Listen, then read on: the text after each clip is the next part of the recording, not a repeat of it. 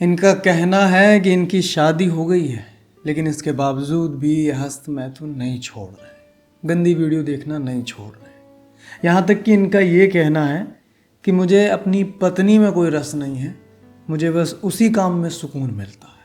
देखिए दोस्तों, ये थोड़ी सी ना सामाजिक समस्या है। तुम कोई भी होगे, तुम पहले नहीं होगे जो पहली बार ये काम कर रहे हो, या मैं पहला नहीं हूँ जो तुम्हें इस पर सलाह दे रहा हूँ। तुमने हज़ारों वीडियो देख ली होंगी, हज़ारों लोगों से पूछ लिया होगा, और तो और तुम्हें खुद को भी पता है कि ये गलत है, पता है ना। लेकिन उसके बावजूद भी अगर तुम इसे सुन रहे हो तो यकीनन तुम इस बीमारी से छुटकारा पाना चाहते हो। और बाकियों की तुम्हें समझ आई ना आई, शायद तुम्हें कोई मेरी बात समझ में आ जाए। मैं कप रख देता हूँ। देखिए, ध्यान से समझिएगा, बहुत ध्यान से। या तो मौत है या आज इसे छोड़ दो। मैं सीरियसली बता रहा हूँ। तुम्हें पहले परिणाम बता देता हूँ मैं कि अगर तुमने ये जारी रखा तो आगे चल के फ्यूचर में तुम्हारे साथ क्या होगा। तुम्हारी वाइफ का अफेयर कहीं पड़ोसी से होगा, किसी रिश्तेदार से होगा। तुम्हें तुम्हारी पत्नी में कोई रस नहीं रहेगा। तुम्हें खुद में ही अकेले सुकून लेने की आदत पड़ जाएगी। तुम डिप्रेस्ड हो जाओगे, तुम्हारा किसी काम में मन नहीं लगेगा, तुम्हारा पेट खराब रहेगा, तुम्हें नींद ज़्यादा आएगी, तुम्हें लगेगा कि हाँ यार ठीक है, मैं अब उम्र हो गई है, अब मैं आराम कर लेता हूँ। ये लक्षण तुम्हें दिख भी रहे होंगे। देखो, पहले ये कंसेप्ट समझ लो कि ये होता क्यों है। जब हम ऐसी कोई हरकत करते हैं तो हमारे शरीर से एक ऊर्जा निकलती है। वो ऊर्जा आई होती है हमारे खाने से। हमने खाना खाया, मोबाइल चार्ज करते हैं, मोबाइल चार्ज किया, अब या तो हम उसे वीडियोज़ में खर्च कर दें, या हम उसे फ़ोन उठाने में खर्च करें, या कुछ सीखने में खर्च करें। वैसे ही हमने ऊर्जा ली, उसके बाद हमने ये वीडियोस देखी और गलत हरकत करी, ऊर्जा निकाल दी।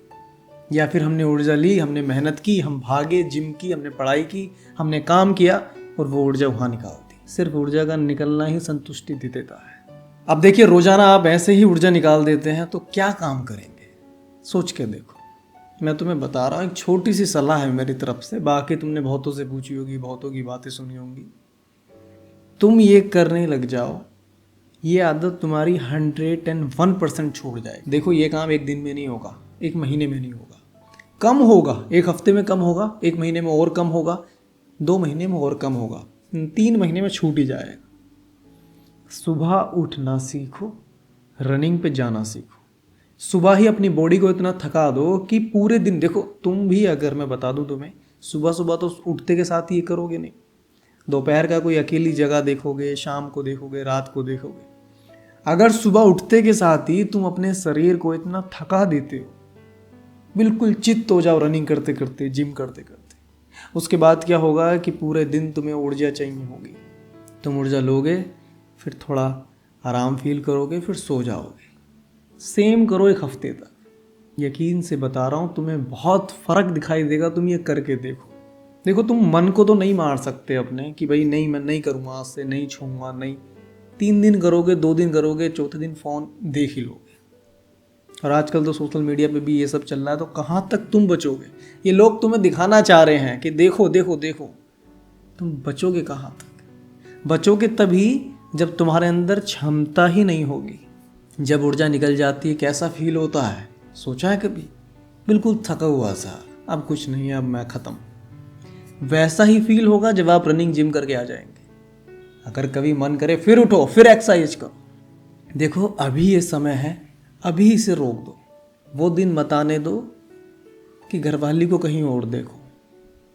वो दिन मत आने दो कि लोग तुम्हें साइको कहने लगे। वो दिन मत आने लगो तुम्हारी खुद की पत्नी तुम्हें नामर्द कहने लगे। तुम अभी उस उम्र में हो जहां इसका सुधार संभव है।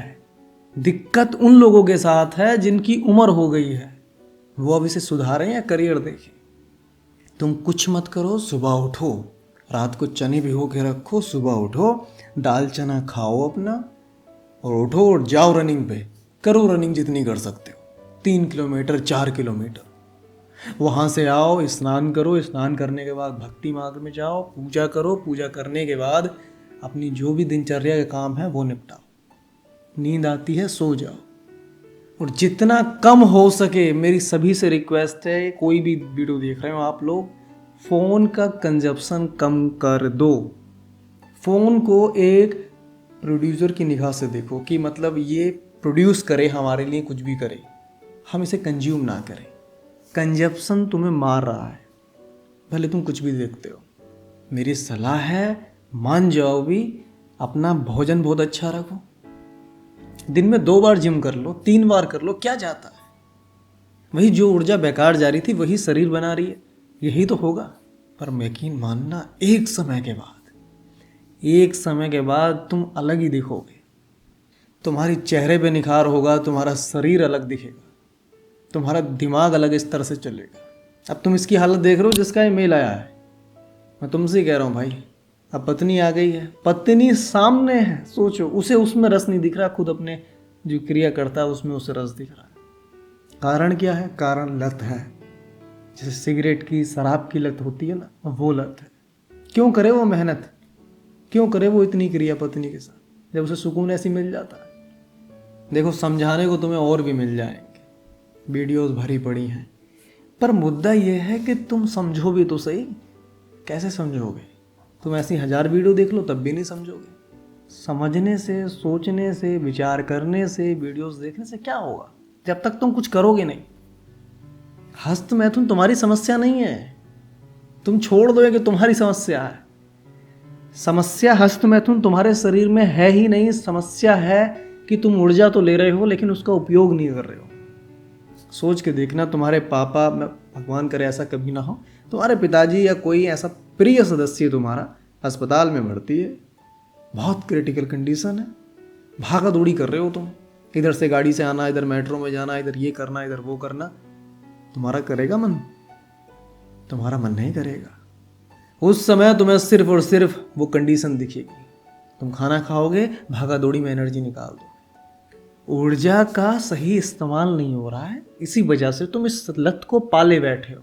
अब ऊर्जा आसानी से निकल जाती है, जिम करोगे मेहनत लगेगी, पढ़ाई करोगे मेहनत लगेगी, कोई काम करोगे मेहनत लगेगी, यहाँ आसानी से निकल जाती है। भाई कुछ करना ही क्यों है, रोटी मिल रही है। सोच के देखिए। लेकिन अभी तुम्हें लग रहा है बहुत आसानी से निकल रही है, इतनी आसानी से ये आदत छूटेगी नहीं, और दिन पे दिन जितने दिन बढ़ती जा रही है उतनी मजबूत होती जा रही है। किसी की मत सुनो, ओशो जी की बातें मत सुन लेना, बता रहा हूँ मैं तुम्हें ध्यान से। जो विचार हैं, जो सलाहें हैं, वो हर कंडीशन पर, हर व्यक्ति पर, हर समय पे अलग अलग तरीके से लागू होती है। एक कहावत है ना कि चंदन के पेड़ पर सांप लिपटे रहते हैं लेकिन चंदन के पेड़ में कभी जहर नहीं आया। इसका मतलब ये नहीं है कि तुम किसी की संगत में रहो तो तुम में जहर ना आए। तुम में इमोशंस हैं, तुम वो जहर ले सकते हो, तुम लोगों की नेगेटिव एनर्जी ले सकते हो, तुम सीख सकते हो, तुम विचार कर सकते हो, तुम एक्वायर कर सकते हो। पेड़ क्या है, पेड़ क्या लेगा? लोगों की सुनते हो, ये सही है, सही है। दिक्कत वो लोग गलत नहीं कह रहे हैं, दिक्कत ये है कि तुम वही सुनोगे, तुम वही बात मानोगे जिसमें तुम्हें सुकून मिलेगा। देखो यार, मेरा काम था तुम्हें समझाना, मैंने समझा दिया। शायद ही दोबारा कभी इतनी लंबी बात कर पाऊँ मैं इस विषय पे, पर मैं नहीं चाहता था इस टॉपिक के लिए तुम अपॉइंटमेंट लो। तुम्हारे मेल से ही मैंने तुम्हें उत्तर दे दिया है, क्योंकि ये समस्या सैकड़ों की है। नमस्कार दोस्तों, मिलते हैं कल नेक्स्ट किस्से के साथ 6 PM पर। बाकी तुम्हारा कोई खास किस्सा हो तो मेल कर देना, इस नंबर पे व्हाट्सअप कर देना। व्हाट्सअप मत कीजिएगा, व्हाट्सअप केवल अपॉइंटमेंट के लिए है, मेल कीजिएगा। और दूसरी बात, तुम कमेंट भी कर सकते हो। एक कमेंट और आया था एक भाई का कुछ करियर को लेके, उस पर मैं कल लाता हूँ, ठीक। बाकी कोई और खास अगर आ जाएगा तो बता देना, मैं उस पर बना दूँगा। नमस्कार।